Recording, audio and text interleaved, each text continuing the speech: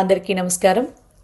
వివిధ రంగాల్లో అత్యున్నతంగా అడుగులు వేస్తున్నటువంటి స్త్రీమూర్తులకి, అలాగే హౌస్ వైఫ్స్గా ఏమాత్రం తీసిపోకుండా తమ బాధ్యతల్ని నిర్వర్తిస్తూ ఇంటిని సమర్థవంతంగా నడిపిస్తున్నటువంటి స్త్రీమూర్తులకి మనస్ఫూర్తిగా మహిళా దినోత్సవ శుభాకాంక్షలు.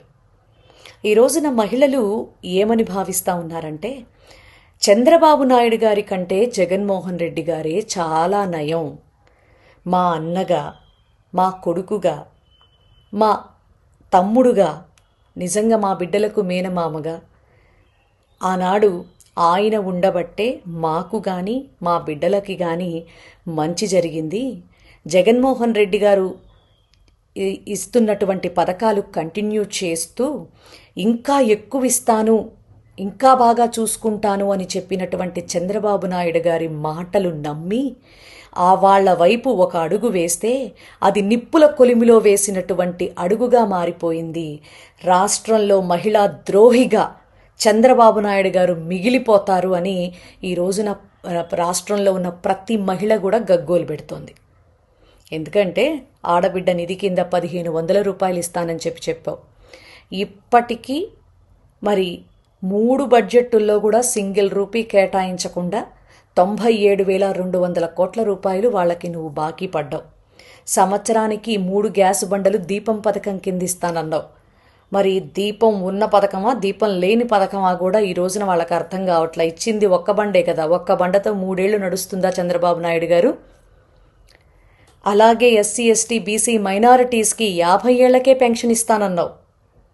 నువ్వు దిగే టైంకి 49 లక్షలు మరి పెన్షన్లు ఉంటే రాష్ట్ర వ్యాప్తంగా, జగన్మోహన్ రెడ్డి గారు దిగే టైంకి 64 లక్షల పెన్షన్లు ఆంధ్ర రాష్ట్రంలో ఉన్నాయి. కానీ నువ్వు వచ్చిన తర్వాత ఈ 20 నెలల్లో లిటరల్లీ 6.5 లక్షల పెన్షన్లు నానా వంకలు చెప్పి తీసేసి, పైగా ప్రస్తుతం 20 లక్షల మంది ఎస్సీ ఎస్టీ బీసీ మైనారిటీల్లో 50 ఏళ్లకే లబ్ధిదారులుగా ఉన్నటువంటి అర్హులు 20 లక్షల మంది ఉంటే వాళ్ళకి ఇప్పటికీ కూడా నువ్వేమీ చేయలా. ప్రతి ఒక్కళ్ళకి కూడా కొన్ని కోట్ల రూపాయలు బాకీ పడ్డావు. డ్వాక్రా సంఘాలకి 3 లక్షల నుంచి మరి 10 లక్షల వరకు రుణాన్ని పెంచుతానని చెప్పావు. 0 వడ్డీలు మాయం చేసేసావు. అసలు ఏం చేస్తున్నారు మహిళలకి? మహిళా భద్రత చూస్తే భయమేస్తోంది ఈ రాష్ట్రంలో.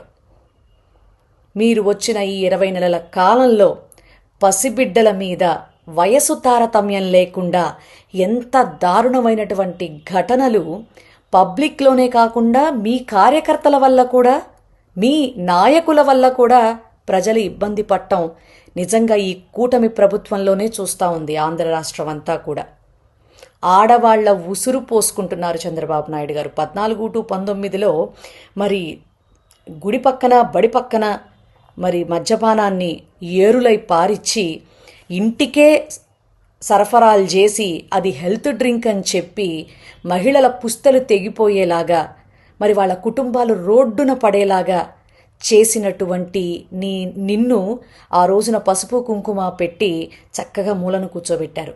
కానీ ఏమన్నా బుద్ధొచ్చిందేమో, జగన్మోహన్ రెడ్డి గారు ఇంత పాలన చేశాడు, ఇంత అద్భుతంగా చేశాడు, దీన్ని కంటిన్యూ చేయటమే కాకుండా ఇంకా ఇస్తానంటున్నాడు కదా, మరి పెద్ద ఆయనకి కాస్త బుద్ధొచ్చిందేమో, మనల్ని బాగా చూసుకుంటాడేమో అని మళ్ళీ నీ వైపుకి అడుగు వేస్తే వాళ్ళకి పాపం నిజంగా ఎండమావిలాగే అయిపోయింది పరిస్థితి. చంద్రబాబు నాయుడు గారు ఒక్కటి గుర్తుపెట్టుకోండి, మహిళలని ఇబ్బంది పెట్టినటువంటి ఏ ప్రభుత్వాలు కూడా నిలబడలేదు.